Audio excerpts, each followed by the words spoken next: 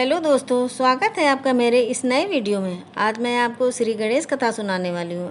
और अगर आपको मेरा ये वीडियो पसंद आए तो आप इस वीडियो को लाइक कीजिए, शेयर कीजिए और मेरे चैनल को सब्सक्राइब कीजिए। और सब्सक्राइब के बगल वाले बेल बटन को दबाना ना भूलिए, ताकि मेरी जब भी कोई नई वीडियो आए तो आपको सबसे पहले पता चल जाए। तो चलिए वीडियो शुरू करते हैं।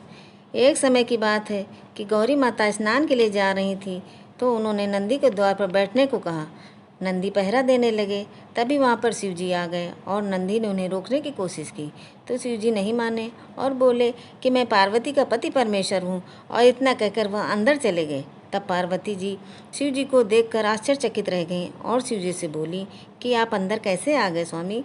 क्या आपको नंदी ने बाहर नहीं रोका? तो शिव जी बोले, नंदी ने तो मुझे रोकना चाहा, लेकिन वह तो मेरा दास है। और इतना कहे शिव जी वहाँ से चले गए। तब पार्वती जी सोचने लगी कि ये तो सही बात है, नंदी तो बेचारा कुछ नहीं कह सकता।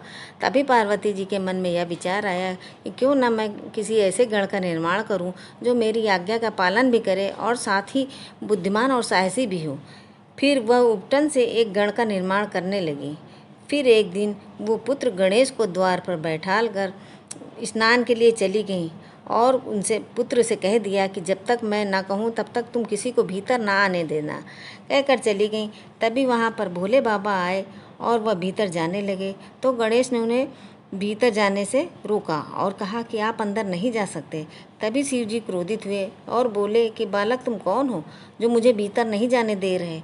वह बोला कि मैं पार्वती पुत्र गणेश हूँ। और आपका परिचय? तो वह बोले मैं पार्वती पति शिव हूँ। तब गणेश बोले कि मेरी माता की आज्ञा है कि जब तक वह स्नान न कर ले तब तक कोई भीतर नहीं जा सकता, चाहे वह कोई हो। शिव जी बोले कि जिद मत करो बालक, सामने से हट जाओ, नहीं तो परिणाम अच्छा नहीं होगा। बालक बोला, परिणाम जो भी हो। नंदी ने शिव जी को क्रोध शांत किया। तब शिव जी ने नंदी से कहा कि अगर यह बालक समझाने से भी ना माने तो ज़बरदस्ती ही हटा दो। नंदी के साथ युद्ध में नंदी को परास्त कर दिया उस बालक ने। फिर नंदी वापस चले गए। इसके पश्चात और भी कई गणों को परास्त कर दिया। यह सब ब्रह्मा जी देख रहे थे, तो उन्होंने कहा कि शिव जी का गलत कर रहे हैं, एक छोटे से बालक से युद्ध, ये तो ठीक नहीं है। फिर ब्रह्मा ने बालक को बहुत समझाने की कोशिश की, लेकिन गणेश नहीं माने। फिर ब्रह्मा जी के साथ युद्ध हुआ और वह भी गणेश से परास्त होकर चले गए। इसके बाद शिव जी क्रोध में आ गए।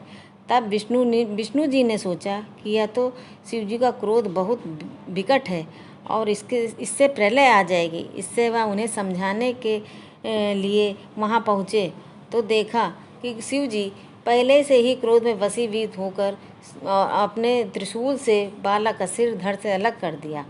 पार्वती जी बाहर आईं और देखा कि बालक का सिर अलग पड़ा है और धड़ अलग पड़ा है, तो वह बहुत विलाप करने लगी। तभी उनको वहाँ लक्ष्मी जी थी, उन्होंने बहुत समझाया और सभी देवता वहाँ आ पहुँचे। शिव जी से आग्रह करने लगे कि बालक को पुनः जीवित किया जाए। शिव जी बोले कि मेरे त्रिशूल से जिसका वध हो जाता है वह पुनः जीवित नहीं हो सकता। तब ब्रह्मा जी बोले कि इसका एक ही उपाय है कि जिसका मस्तक आपके त्रिशूल से ना कटा हो उसका सिर बालक के धड़ से जोड़ा जा सकता है। तुरंत ही शिव जी ने गणों को आदेश दिया कि ऐसा कोई सर लिया हो जिसका चेहरा उत्तर दिशा की ओर और उसकी माँ उसकी तरफ पीट करके लेटी हो। गण बहुत खोजबीन करके एक ऐसे हाथी के बच्चे को देखा जो कि उत्तर दिशा की ओर मुँह करके सोया हुआ था तथा उसकी माँ उसकी तरफ पीट करके सोई हुई थी।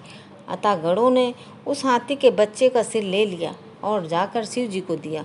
शिव जी ने उस हाथी के मस्तक को मंत्रों द्वारा अभिभूत करके गणेश जी के धड़ से जोड़ दिया।